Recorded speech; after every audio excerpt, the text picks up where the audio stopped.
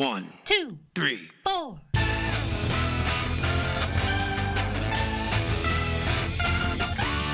Monster movie. Fun time, go! Monster movie. Fun time, go. Monster. Movie. Fun time. Go! Monster movie. Fun time, go. With Precious D and Honey Bee. Fun time, go! Ladies and gentlemen, boys and girls, friends and neighbors, welcome to Monster Movie Fun Time Go. I am your host, Precious D. And I am your host, Honey Bee. Honeybee and I are two best friends making our way through the history of kaiju movies. We started in 1933 with the original King Kong, and today we're backtracking a little bit to 2007 for one we missed, called D-War or Dragon Wars : D-War, depending on when and where you watched it. This is a South Korean movie, but not so's you'd notice, because it sure is full of a bunch of Americans. Even Americans that we know and love. Yes, some of them that I had forgotten. So I owned this movie on VHS back in 2007. Because there wasn't, I mean, I had cable, but there wasn't the streaming that we have now. So I would often just go in the video store and see what looked cool. And this looked cool, so I bought it. And I don't think I rented it. I'm pretty sure I bought it. And I regretted it. Aw, you did. It was not good. Honeybee, what are your initial thoughts? Did you find it not good, or did you find it double plus good?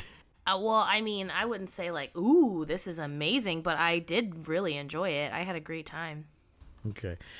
I mean, compared to some of the Asylum shit we've been watching lately. Yeah, I mean, coming off of the last thing that we did, which was that piece of shit Reptosaurus bullshit, yeah, this movie was incredible. The effects are perfectly fine for the time that it was made. Definitely. Yeah, for sure. But to me, the story doesn't make a whole lot of sense, is kind of disconnected. There's not smooth transitions between scenes, and our two leads are just a couple of lifeless potatoes that I don't give a shit about. Lifeless I remember, potatoes. Yeah. Oh my god, that's funny. I seem to recall on the videotape that there was like a making of at the end of it or something. Sometimes videotapes would attempt to have special features, but they'd just be tacked onto the end.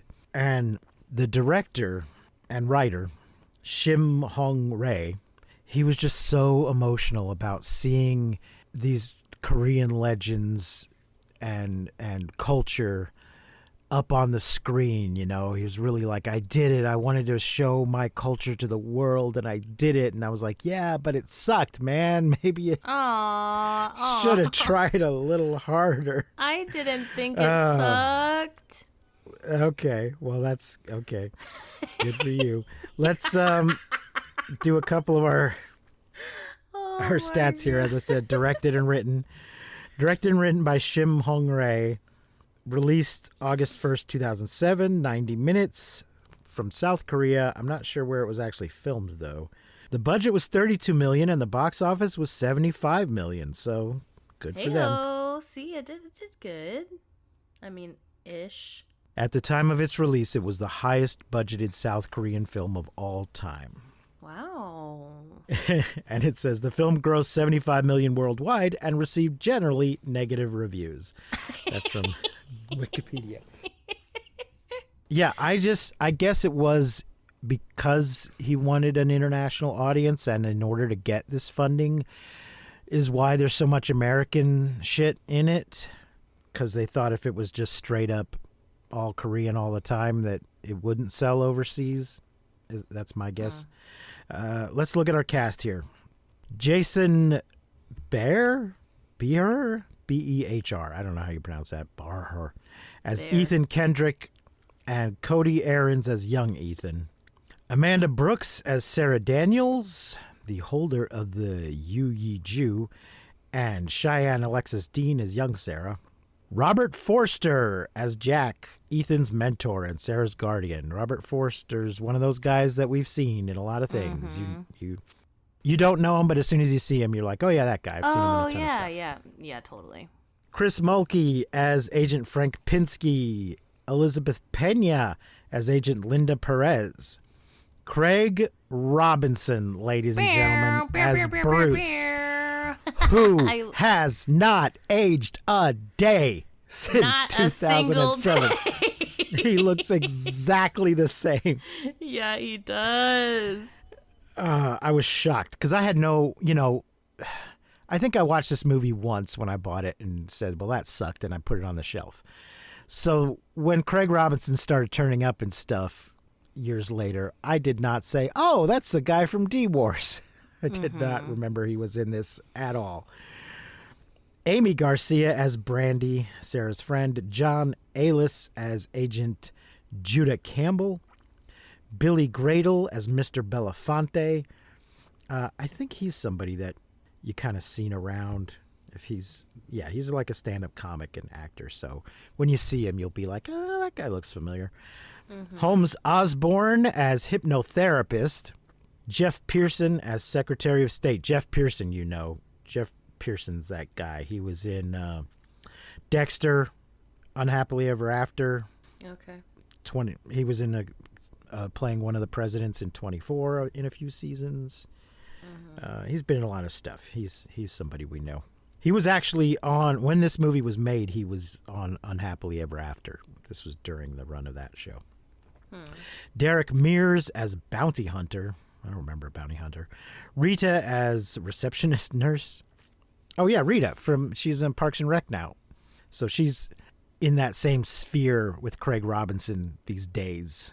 Doing that kind of stuff. Michael Seamus Wiles as Evil General. Oh, I guess that's they never say his name. The guy in the armor and the guy leading the little army. Hyun Jin as Harem, the previous incarnation of Ethan's soul. Kyu Moon as young Harem. Hyojin Ban as Naren, the previous incarnation of Sarah's soul. And Roberta Farkas, uncredited, as narrator. Wow. Okay. So I guess we should... Oh, there was a sequel announced, but it looks like it's never been made. As of this year, no further information about the project has been forthcoming, and it appears to have been shelved. Well, damn. I do want to say that Ethan's haircut, his emo ass haircut, being professional as a reporter, really just screams 2007 for me. Okay. Wow, bangs. Come on now. We're really letting this guy run around with these bangs. Yeah. It is very 2007. I checked, and both of these potatoes have been in other things, so I don't know why they're so bad in this thing. Maybe we blame the director. I'm not sure. I don't think they were that bad. I'm really surprised. I just didn't care. I didn't believe them. I felt no passion. There's serious shit going on, and they're both just kind of standing there the whole time. And okay, so this plot summary from Wikipedia, thank you Wikipedia, just kind of jumps in. So we start off with some kind of crime scene. Crime scene? I thought we started off in the antique shop with his dad. Oh, well, no, because there's you're right. He remembers that. There's like a flashback. Yes, yeah. There's a thing. There's a thing that I fucking hate, but we'll get to that in just a second. There's some kind of crime scene, and he's a reporter at the crime scene. Something is torn up, a body or something, and what does he find? A scale or a? Yeah, a little small thing of sorts. A doohickey. He finds a doohickey. Indeed, it's a thingamabob. Yeah, but it reminds him he has this necklace. It reminds him of where he got the necklace, and we get a flashback to his father and him coming into an antique shop where Robert Forster is working, where he has culturally appropriated a Korean outfit, I think, but he's some kind of weird maybe he's reincarnated. Maybe he's just a Yeah. shapeshifter. No, No, is he reincarnated or is he just really old? he's He's some kind of fucking wizard. He's reincarnated. He's reincarnated, and also he's a little bit of a wizard because Yeah. he does shapeshift into a woman later on in the movie. Yeah, which is what made me wonder: was he actually reincarnated, or has he just taken on the face of this white guy from Well, 'cause his previous he's- Korean? That's look? also why he's not culturally appropriating because he is the Korean guy reincarnated. Well, but he's the- that he's is the I old don't man. buy that. I don't. Well, Well, that's I don't- the storyline. I mean, Yes, that's yes, what's that's the- happening. That's what's happening in this movie. Yes. yeah. I don't buy that in life, but but there's not dragons in life either, so we'll go Yeah, along that's with true. it for the story.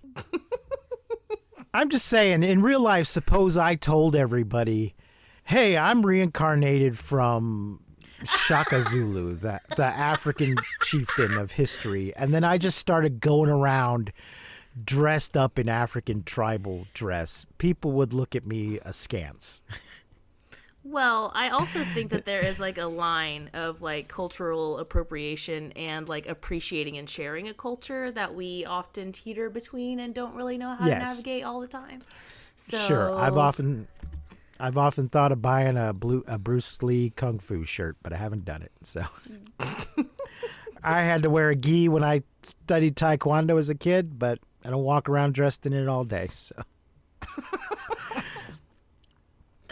I don't know. Oh my gosh. So he So has yeah, a we're flash. in the antique shop with the He has dad. a flash. Yes, and the Robert pretends to. Jack, pretends to have a heart attack to get. So the kid is poking around and opens a chest, and this triggers Jack to know, oh, this is the chosen one or whatever I've been waiting for over Yeah. here in America. Yeah, because when he opens Because- the chest, it like zing, like a light goes Yeah. through him, and it's like ah. So he pretends to have a heart attack to get rid of the father, so he can talk to the kid alone. Creepy. Creepy. and then this is the part that I hate. It's not Having a flashback in a flashback. Yes, double flashback. No, sir. No double flashbacks, but by God, we get one. We get one, and it's a long one. It's so long you forget Yeah. you're in a flashback, forgetting you're in a flashback. Yeah, so we get some actual Koreans in actual Korea. I assume this was that part was filmed in Korea, and get the whole, which I didn't think any of it made sense. There's a whole thing about these different, not quite dragons. They're not dragons Emoji? yet. They're serpents, Yeah. but then they turn into dragons. Yes. Let's see. I'm going to read a little bit from Wikipedia here. The story follows the adventures of Ethan Kendrick, charged in his childhood, which is what's happening now, by the enigmatic Jack to protect the Yu Ju, an individual who has been born able to change an emoji chosen by heaven into a celestial dragon from a corrupt emoji identified as Buraki, who was prevented from obtaining it in the past by Ethan and Jack's previous incarnations. Okay, so there's two emoji, which are giant snakes, serpents. They look kind of like cobras. And there's a good one and a bad one, and they both aspire to be celestial dragons, but to do that they have to eat, I guess, the Yu Ju. They don't necessarily have to eat her. The Yuju has to die. Yes. Either way, and then they like swallow their soul in Yeah. an orb, but they don't necessarily have to kill it. It Right, just needs but to be dead. But the person carrying so it's all of this is a little unclear. It's like she's not the Yu Ju, but she carries the Yu Ju inside of herself, and her in the flashback they're like, we're gonna sacrifice her to the good dragon. I'm like, is it a good dragon if it's requiring a human sacrifice to fulfill its ambition? Well, Because it just seems to doesn't, like, want. Doesn't God at some point in the Bible like, you need to sacrifice your son Well- to me, and then the guy's like, oh no, yes. I have to kill my son. So I mean, it's really not that unheard of, right? For like, Right. for a kid to be born and for God to be like, aha, you belong to me, kill your child, wahaha. In that particular version, it's just a test. It's a twisted test, but it is a test because God's going, no, wait. I just wanted to see if you had enough faith to do it. You don't actually. It was just a test. You passed. You don't have to. You don't have to actually do it. Just wanted to see if you would, and you did, and that's fucked up. But I Here we told are. you to, so it's on me. But yeah, yes, other gods have had human sacrifices, but the idea that, well, it's a good dragon and an evil dragon, and we are just gonna. Also, it's in this modern movie, so it's not from the Old Testament, and I don't know how much of. I know, celestial dragons and emojis and stuff, those are from Korean folklore, but the details of all of this, I have no idea how much of that's actual folklore and how much he's just made up for this movie. I will say this whole time that Jack is like telling Ethan this story, like at first I was like really into it, but then I'm like, as he tells the story, I'm like, oh my God, is he gonna sacrifice this child?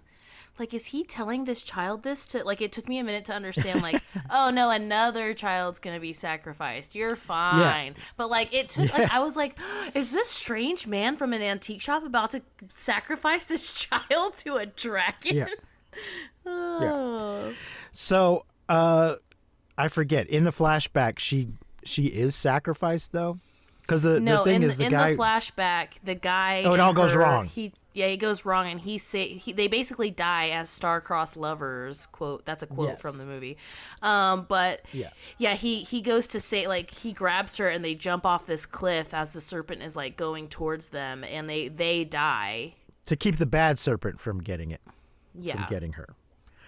Which it seems like, well, she did die, so why didn't the little glowing ball come up out of her? But I don't know. Something I to don't do know. with maybe she's something to do with the guy who saved her, the love, the didn't- connection yeah. they had. she didn't die in the right way, I guess. Yeah. So now we come out of that flashback, and Jack gives Ethan a medallion that belonged to his previous incarnation that I guess he recovered after they jumped off the cliff. And he tells him that the reincarnated Yu Yi Ju is Sarah Daniels. Well, he just says Who he Sarah. will find- Doesn't know the last name. That's right. There's a whole thing about trying to find out. All I know is her name is Sarah, and she should be about 19 years old. Just gonna walk it up and down the street yelling, "Sarah!" Sarah, where are you? But there is like a birthmark. There's a dragon birthmark because there was a scene of the soldiers. The bad emoji has a legion of soldiers that serve him or it for whatever reason. Oh, there was also these weird, not quite steampunk, gunpowder punk, I guess, monsters with cannons on their backs. Oh yes. when the village is attacked. They are called the hold on, I have it written down. They are the Bulldog. They're the Baldock? Okay. Yeah, and then the other thing I thought they were they're is- the Dawdlers. The rocket launcher guys are the Oh, Dawdlers. you're right. They're Dawdlers, yeah. There's Shacones and Bulkos Bulkos, that's what it is. Bulldog is a kind of noodle. That's my and bad. the slow moving reptiles carrying rocket launchers were Dawdlers, which Yeah. I thought was rude, but come on, catch up, you Dawdlers. Anyway, he will find Sarah in Los Angeles when she's older. 15 years after this revelation, so we come out of the first flashback. Baraki invades the city, bent on capturing Sarah. Whereupon Ethan, now a television news anchor, no, he's not a news anchor, he's just a reporter, rescues her, conveys the knowledge of her purpose, and attempts to save her from Baraki during which they eventually regain the memories of their past lives. Well, that's skipping over a lot. So yeah, that is skipping over a lot because we just met Craig Robinson. Yeah. There's a whole. So when he's at the crime scene and sees whatever it is he sees, he realizes, okay, this is it. It's happening. Now's the time. I got to find Sarah. I've had 15 years to find Sarah, but I put it off. But I forgot And that now- I was supposed yeah. to, and now I Yeah. remember. So now, I mean, it was something a crazy old man told me when I was a kid. So it looked. Now he's like, oh, turns out that nonsense was true. I guess I better do something about it. Craig Robinson is another reporter at the television station. So he enlists Craig to help him track down this Sarah, which I don't know her last name, but I do know that she should be 19 and about to turn 20, because it's like this can't happen until she turns 20. So we can narrow that down a little bit, and this TV reporter just has access to a database that can tell him these things. I don't know. So there is a bunch of that stuff of them investigating, trying to figure out who she is and where she is. Meanwhile, the bad guys are also trying to find her, and they're just kind of randomly tearing shit up. The emoji kills an elephant in the zoo. Yeah, it's sick. It's so cool. I really thought that the emojis look great. Like I really liked, like, there's so many parts where they're like chasing someone, like at one point it's like through a parking garage, at one point they're like running down the street and it's like slithering down the street. Like there's a lot of really good moments of like, ooh, that looks so cool. I thought they looked really cool as serpents and eventually as a dragon. Yeah, and we should mention they are Asian dragons, so they don't, they look like snakes with legs Little and tiny legs. long mustaches, and they don't have wings, but they fly. Yeah. Whereas part of this army are more Western-looking dragons with wings, smaller ones. Yeah. Which it's never really explained why that is. Somebody just thought they'd look cool. So, let's see. During the resulting chase, Baraki's Atrox army, which I have no idea what the fuck that means, enters the city and engages the United States Army, the United States Air Force, and the Los Angeles Police Department in battles. Well, also before that happens, we get this like part where like Sarah is with her friend. This is when he's like still looking for her, and her friend's like, "Come on, let's go out." And she's like, "I don't feel good. Something's wrong." And she's like, "No, we gotta go have a beer. It'll make you feel better."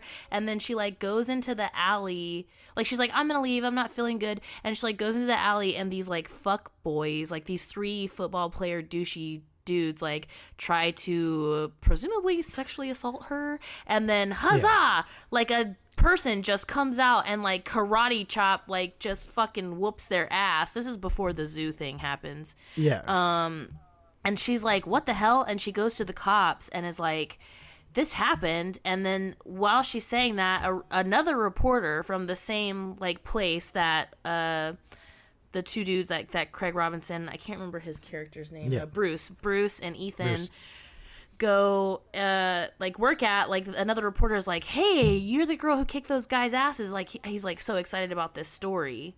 So that's how like he takes that back to the like station and is like, you guys will never believe what is going on this story with a girl named Sarah. And he's like, how old is she? And the guy's like, I don't know, maybe like 19 or 20. And he's like, let me see that. And he like takes the photo and like I guess sees the dragon birthmark in the photo. But the guy who kicks everybody's ass is Jack. Yeah, we don't really get to see his face in that like moment because like Sarah's not supposed to see his face yet. Right. But yeah. And in the flashback before this like happens, like Jack is also, or I guess whatever the guy's name is before he's Jack, is also like very like a protector. Like he also like, and he can fly in that moment too, because like in the flashback when they're like in the secret place and that Sarah and the lover, before they are Sarah and Ethan, the older man who Jack is supposed to be, like literally like takes a running start and then just flies to like the secret place to like see if they're there, and like finds the necklace. So he didn't actually have to find it after they jump off the thing. He finds the necklace in that secret place or whatever. Okay. But yeah, so he is some sort of like wizard man. Right. But the reason I bring up that it's Jack that rescues her is because that means Jack knows who she is and where she is, and doesn't pick up a phone and say, "Hey, Ethan, I know where that girl you're supposed to protect is." He just lets Ethan Ethan run tries around to looking go. for her. He tries to find Jack. He goes to the antique shop when he remembers, like, oh shit, I remember this. I'm looking for Sarah, and Jack isn't there. Yeah. He's out protecting Sarah. Right. It just seems like there's a lack of communication here that things could have gone a little smoother if Jack had just stayed in touch. Because if he knows where Sarah is, he must know where Ethan is. I mean, Ethan's on TV every now and then. He's a reporter on TV. Jack's got to know where he is. And there's other things that indicate that Jack knows exactly where he is later. But it just seems like Jack's fucking around. He's, like, no. Part of your journey is finding Sarah yourself. Sure, I could just call you up and tell you where she is, but that would defeat the whole purpose of this nonsense. So you have to put the pieces together yourself. That just seems to be kind of his. He never says that, but that seems to be his attitude, which is just some bullshit. So yes, that is how I had kind of forgotten that. That is how he's able to figure out who she is. Meanwhile, the army and the serpent are just sort of making random attacks. I guess the snake just gets hungry, so it eats a elephant in the zoo. Did the elephant look real to you? Not real, but not real, but physical. Did it look physical to you? Yeah, it did look physical. It looked like rubber, like it was like a big fake rubber. Which is weird. I just found it interesting and weird, because most of the monsters and creatures are CGI, but it looked like they went to the trouble of either making or acquiring this big rubber elephant to drop or to have laying there. Mm-hmm. Maybe it was a pre-existing thing that they just had access to. I don't know. They're like, you know what we could use? We could use that elephant that we're still paying on. We'll make him eat the elephant at the zoo. We got to use it in every movie until it's paid off. Right, that could be. But that poor guy, does he actually work at the zoo or just happens to be there? He does work at the zoo. He's like the security guard, which also, speaking of rubber elephant, I don't know if you noticed his pizza.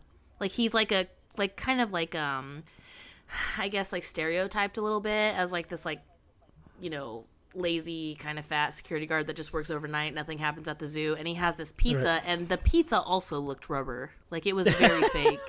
I was like, that is not a real pizza. So weird. There's no way.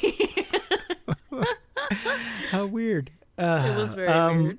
So that's the guy who's like a stand-up comic that I mentioned that you might recognize. This poor guy, he obviously calls it in, but when they question him, he's saying a giant snake did it, and they don't believe him. Of course, they think he's insane. So they put him in a fucking nut house. Yeah.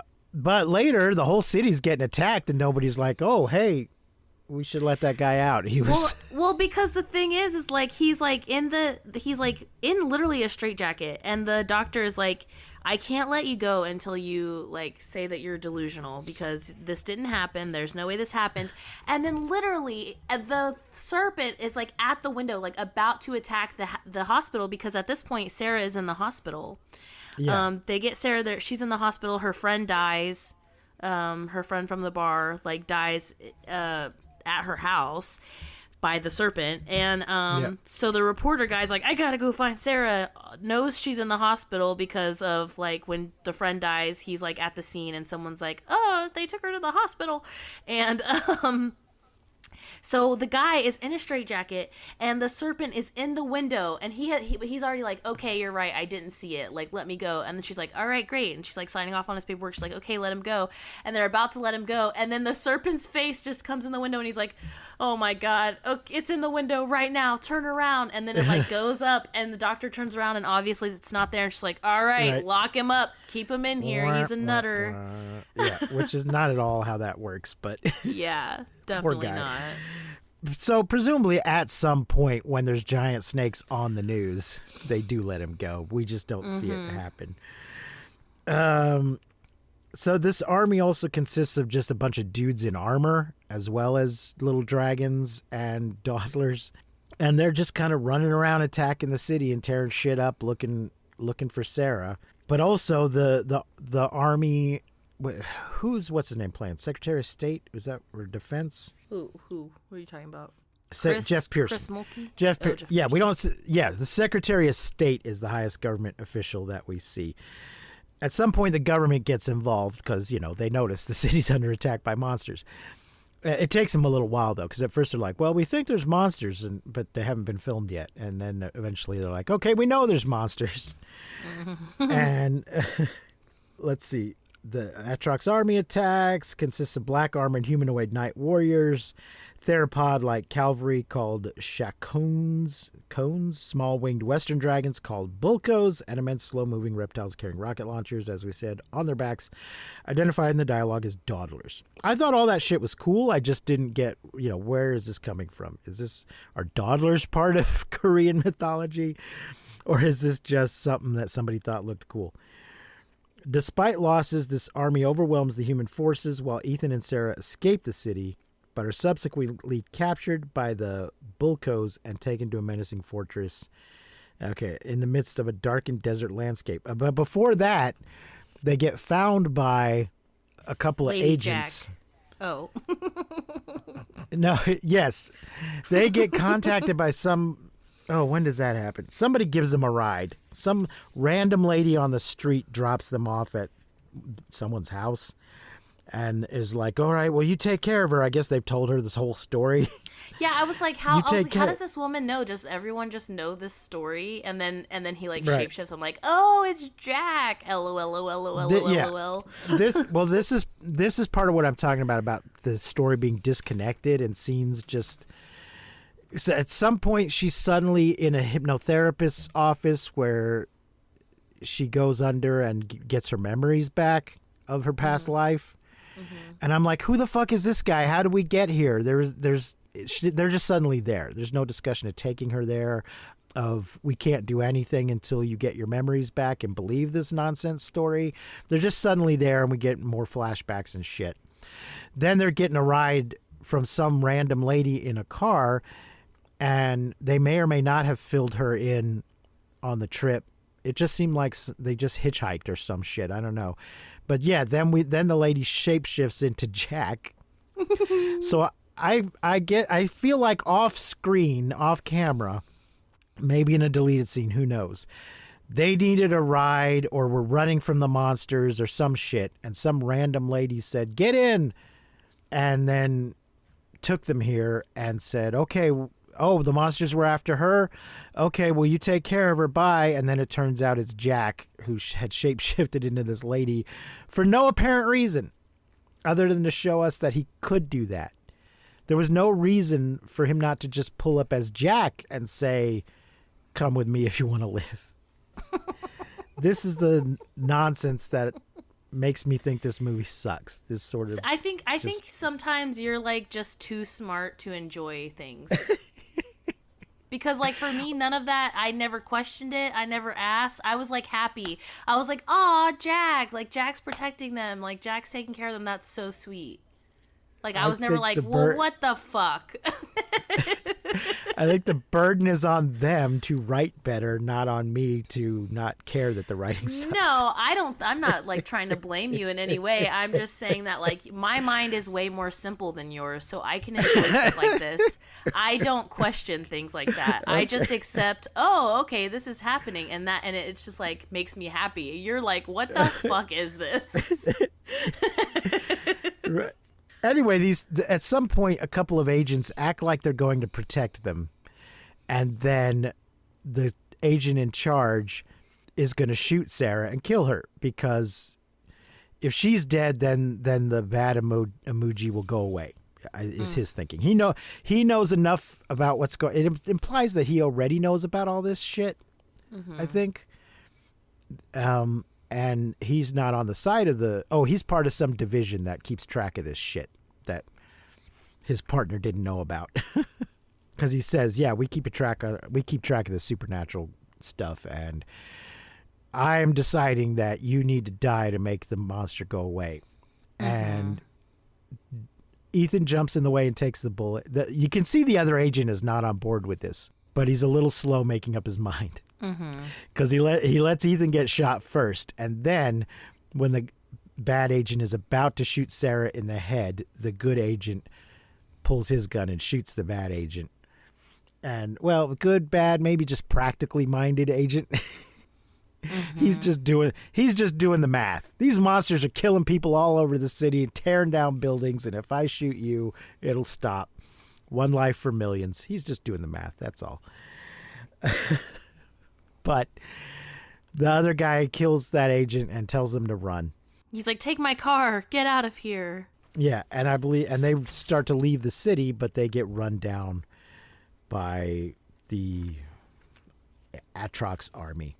Before this moment, too, right before this moment, we get a really good kaiju, like, slithering up a building and eating a helicopter, which looked so cool. It was really cool. He, like, grabs the helicopter out of the sky, and the way he's wrapped around the building, we kind of get this pan out, so we get to see, like, the entire building and, like, how he's wrapped around it, and it was so cool. Oh, and then he starts shooting fireballs, too, which I was like, oh, shit. And at some point during all this, the good emoji shows up, and they're fighting each other at various points. And I think maybe they're both on buildings at points. I'm not sure. Yeah, it's a little bit later on in the movie after we find out that it's her birthday. Yeah. So aren't you gonna wish me a happy birthday? So the time has come.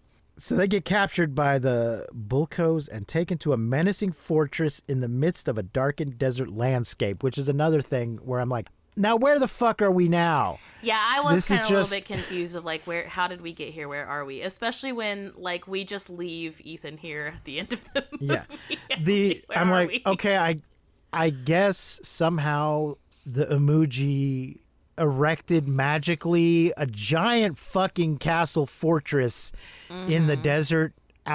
It is totally unclear whether they're in the deserts outside of Los Angeles. How far away are they? How far is the desert from Los Angeles? Are they in Nevada now? I'm not clear. I don't know the details of California. I think parts of it are desert. Yeah, there are parts of it that are desert. Like 2 hours away from LA is like very, very different terrain, very different land. They've been knocked out, so we don't know how long a drive they've had.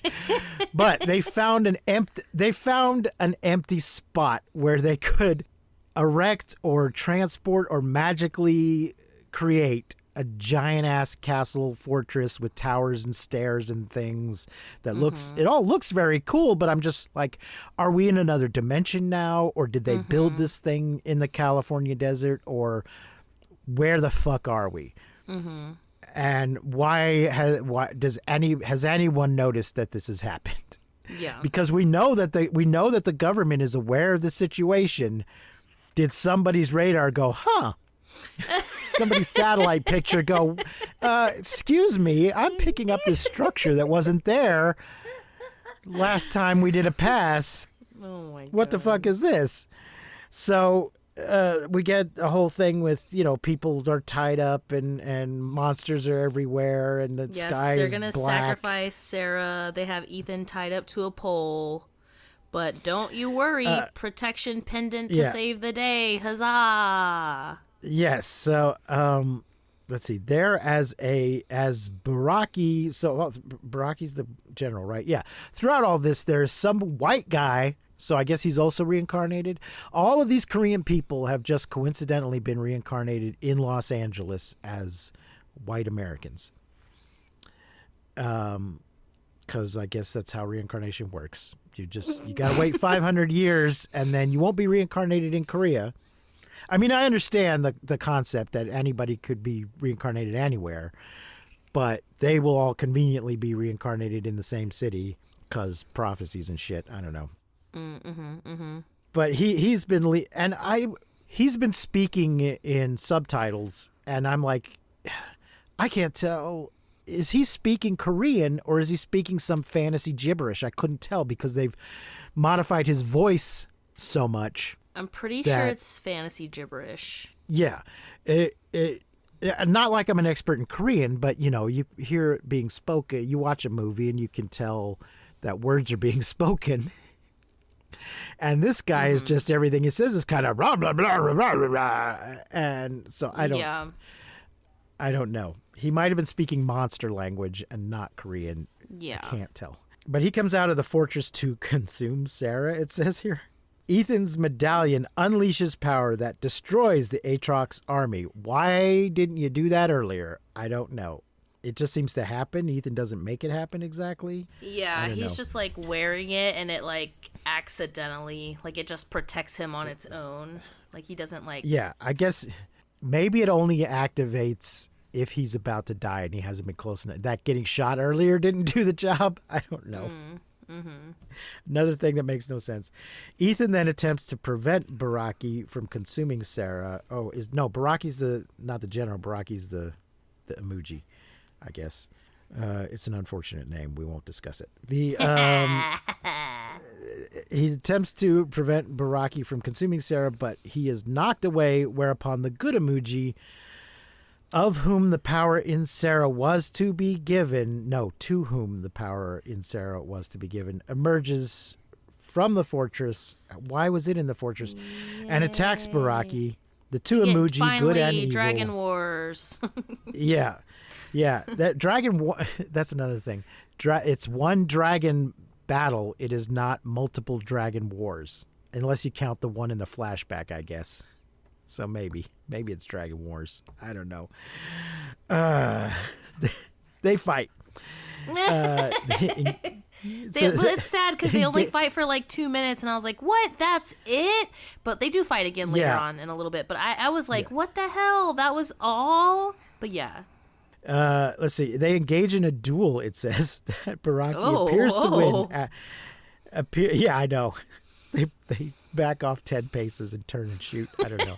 They pull their swords. It wasn't a duel. It was a fight. The bad guy appears to win after seemingly snapping the good emoji's neck. After this, Baraki again approaches Sarah, who finally offers herself willingly, but instead gives her power to the injured good emoji, who absorbs it. Sarah faints, and Baraki can do nothing as the good emoji becomes the celestial dragon. It looks so cool. And this is weird, Wikipedia. It says, parentheses, type, lung dragon, close parentheses. So I don't know where that's coming from. Okay. I thought Sarah died, too. I didn't realize she passed out. I thought she was dead. Yeah. Continuing the duel until it finally destroys Baraki with a blast of flames. Again, why didn't you do that to start with? Because it wasn't a full dragon yet. That's true. It had to become a celestial dragon to do that. That is true. Ethan watches Sarah dissolve into a spirit form, and the celestial dragon permits her to speak to Ethan, whom she assures that they will see each other again. I'll love you for all of eternity. I'll see you in the next life, baby. Yes, she says that, and then withdraws. Then withdraws Sarah into its body and ascends into the sky through the parting clouds to the heavens.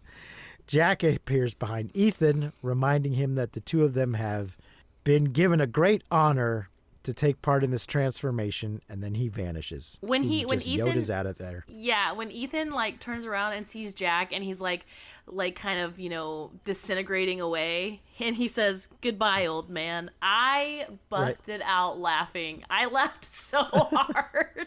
It's like that was like the last line of the movie. "Goodbye, old man." Yeah. Yes. Oh my god. After whispering "goodbye, old man," Ethan walks away into the desert. But I would say that the subtitles, because I had the subtitles on because I'm old and because, nobody can do sound levels properly. And the subtitles told me he said "goodbye, old man." But what I heard was blah, blah, blah, blah, blah.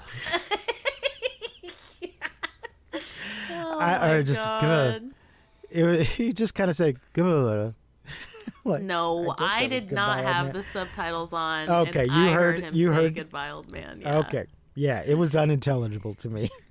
That is hysterical. So, Jesus, there you go, D Wars.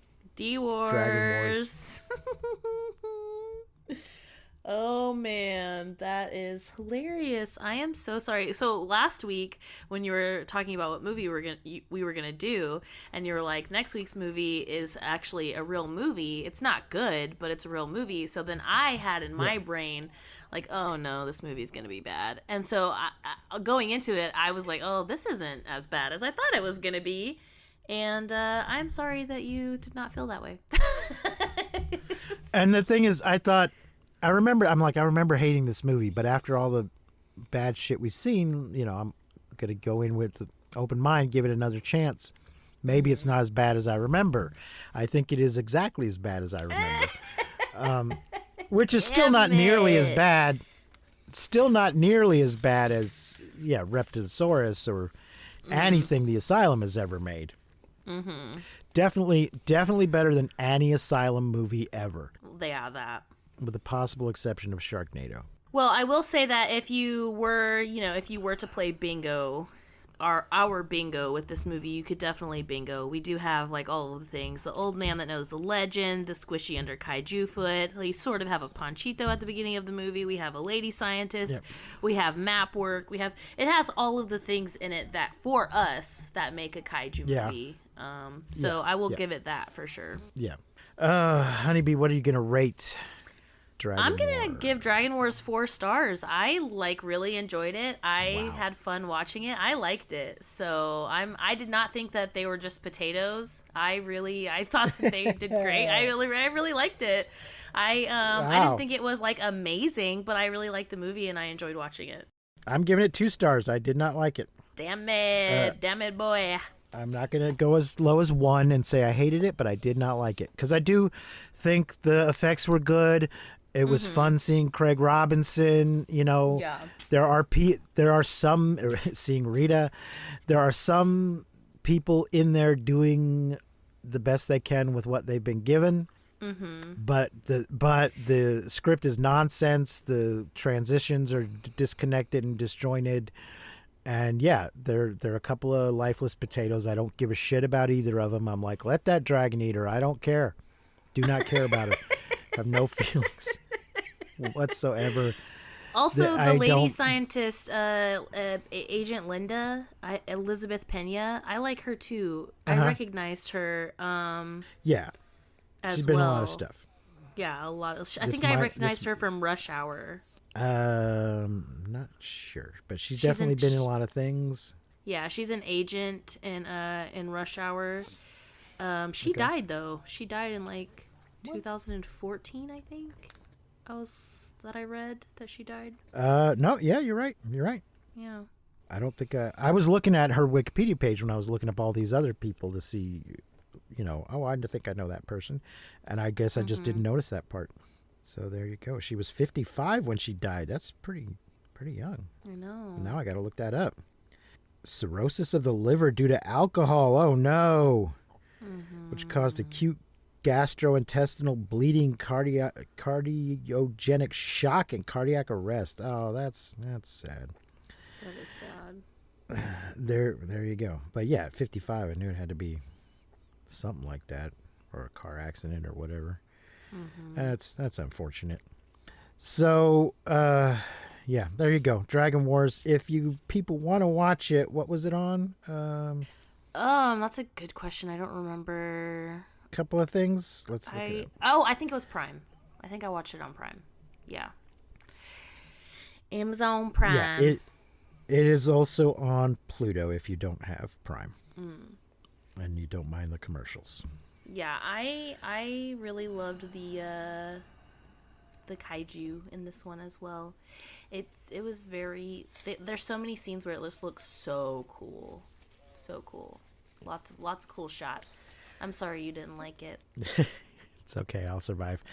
Next week's movie is from the goddamn Asylum and is the first of 4 movies in this series. Yay. Such as it is.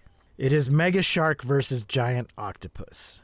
Now, we'll talk. That's all I'm going to say about it. It is on Peacock, Zumo, Tubi, Pluto, Fandango at home, free with ads, Crackle, Plex, and some other things that it says with subscription, but it is on all those. Peacock, you have to have a subscription, I think, but it's all free on all those other things. It might be, there's a free version of Peacock. It might be included on that. I don't know. Don't watch it. It's terrible. But Just listen to us talk about it instead.